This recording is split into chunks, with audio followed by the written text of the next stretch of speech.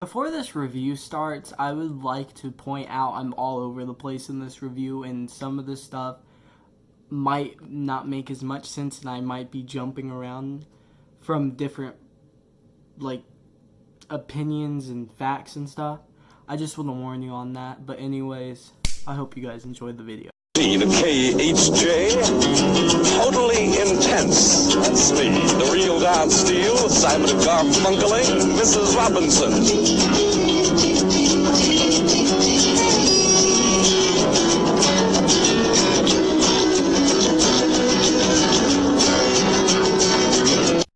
What do you call a movie written and directed by Quentin Tarantino? A good time. Once Upon a Time in Hollywood was written and directed by Quentin Tarantino and stars Brad Pitt and Leonardo DiCaprio as an actor and a stuntman that was in famous westerns from the 60s. I was excited for this movie. It was by far one of my most anticipated movies of the year. I've talked about this movie just like for a little bit in my last video I uploaded in January called like Movie Talks or something like that. But I had the highest expectations possible. And usually for a movie I don't have high expectations because I have to stop myself, because usually a movie will disappoint. But I put all my faith and trust in Tarantino because I love all of his movies. Heck, one of my all-time favorite movies, Pulp Fiction, was written and directed by him. And this movie didn't disappoint. Now, you'll have people that say, oh, this movie's just boring. And then you'll have people that's just like, yeah, it's another good Tarantino movie. And by all means, I can agree with everyone, but I fall on the end where the movie's good. Because usually, I can deal with a movie that's more dialogue and boring. And this movie has more dialogue. It's not like any other Tarantino movie where something's always happening, where something just has to happen. No, this movie's more grounded. It's more realistic in a way, and it's more of a comedy. Yeah, this is more of a comedy. I would kind of compare this to like a laid-back stoner comedy. Stuff like, I don't know, Dazed and Confused, or Superbad, or The Big Lebowski, or as those movies, they're just laid back and they're there to be there. And what this movie feels like, this movie looks and feels like it came out in the 60s, and this is basically Tarantino's love letter to 60s movies. And you can tell this man has been influenced by a lot of 60s culture, and that shows in all of his movies. And he finally got to do something with that. And by all means, this is not a perfect movie in any way. But it's a fun movie. It's interesting. It's well written. It's well shot. There's really not a Tarantino movie that's not well shot. There's interesting characters. I mean, Cliff Booth, played by Brad Pitt, is just incredible. It really is. And Leonardo DiCaprio as Cliff Dalton's the name, is just great. DiCaprio has given so many good performances in his career.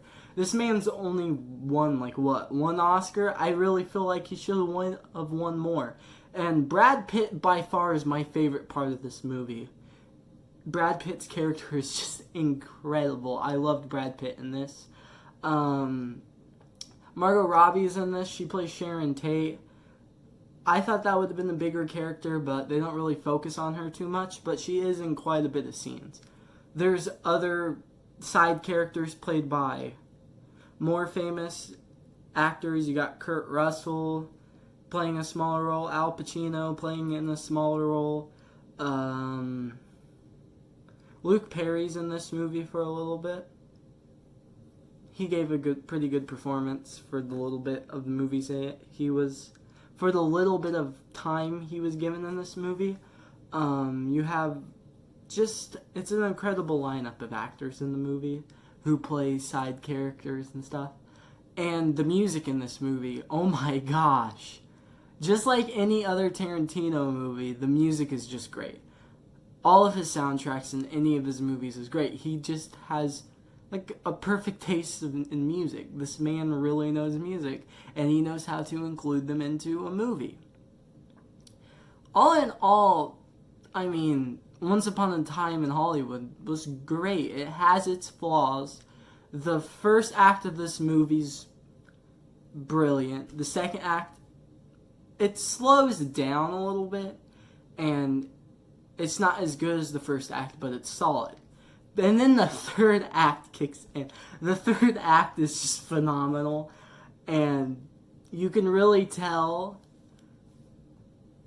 I mean, you can really tell the difference in like tone for the movie from the first act to the third act. And the third act is the best act in the movie, in my opinion, and it's the most exciting. It's probably the act that any other person who's seen a Tarantino movie would expect. And it delivers. This movie in general delivers. And it's just one big love letter to 60s pop culture and stuff. And it's just a beautiful looking movie too. It's well shot, well acted. The dialogue is great. It actually had a good child actor in it. And that's hard to do, is to get a good child actor. But there was a good child actor in this. And it's just great. And also, the whole Manson plot, I expected it to mainly focus on that, but it didn't. It focused more on Cliff Booth and Dalton. Did I mess those? No, I didn't. I didn't. And it mainly focuses on their career and their life. And this movie's great. I was conflicted on the grade, however, on whether to give it an A or an A+. Because going into this movie, I expected it to be just an A+ automatically. One of the best movie of the year, my favorite movie of the year. And I'm going to give it an A. I'm going to give it an A, and that's just because it's not as strong as any other Tarantino movie, but it still stands on its own, and it's one of the best movies that's come out this year. And it has the second best movie ending of all year other than Avengers Endgame, and this is by far one of my favorite movies of the year. It's in my top 3 of the year, easily. And, I mean, this is my reaction before seeing Once Upon a Time in Hollywood. This is my reaction after seeing Once Upon a Time in Hollywood. If you like Tarantino movies, go see Once Upon a Time in Hollywood. It's worth a watch, in my opinion. And, yeah, if you have any other movies you want me to review or watch, just comment down below. And if you want more diversity of more reviews of this movie, in the description down below, I have links to Jeremy John's review, Chris Stuckman's review, and Penguin's review of the movie. And yeah, it's been Caden. See you next time.